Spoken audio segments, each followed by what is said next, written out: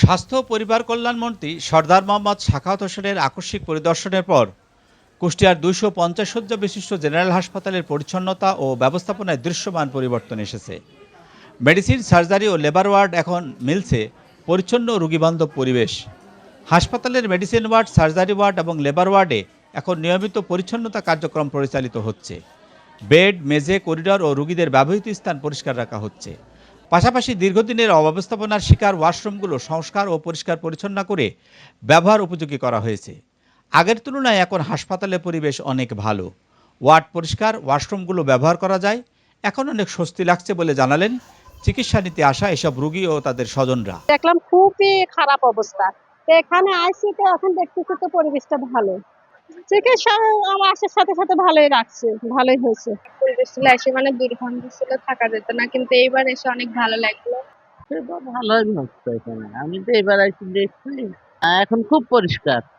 বাথরুমের ভিতরে চকচক করছে, এরকম ছিল না আগে, এখন খুব সুন্দর। হাসপাতালের বিভিন্ন ওয়ার্ডের ইনচার্জ চিকিৎসক, নার্স ও স্বাস্থ্যকর্মীদের সমন্বিত প্রচেষ্টায় এ পরিবর্তন সম্ভব হয়েছে বলে জানালেন এ ওয়ার্ড ইনচার্জ। আমার ওয়ার্ড ডিপার্টমেন্টের head doctor Mahfuzur Rahman sir সবসময় আমাদের ইনস্ট্রাকশন দিচ্ছেন, সবসময় আমাদের পরামর্শ করছেন যে কিভাবে পরিষ্কার পরিচ্ছন্ন রাখলে হসপিটালের মান, রোগীর সেবার মান বাড়ানো যায়। নিয়মিত পরিষ্কার পরিচ্ছন্নতার পাশাপাশি সেবার মান বৃদ্ধিতে নতুন বেশ কিছু উদ্যোগ নেওয়া হয়েছে। তবে রোগী এবং স্বজনরা যদি একটু সচেতন হন তাহলে আগামীতে আরও সেবার মান বৃদ্ধির উদ্যোগ রয়েছে বলে জানালেন হাসপাতালের আবাসিক medical officer doctor Iqbal Hossain.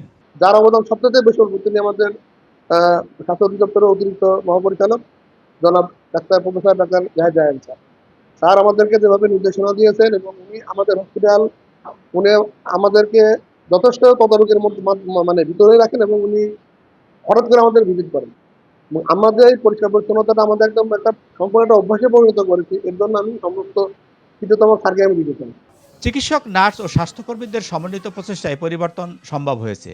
ভবিষ্যতে রোগীদের আরও উন্নত ও মানসম্মত চিকিৎসা সেবা নিশ্চিত করতে এই কার্যক্রম অব্যাহত থাকবে, এমন প্রত্যাশা সচেতন মহলের। নূর আলম দুলাল, সিটিসি নিউজ, কুষ্টিয়া।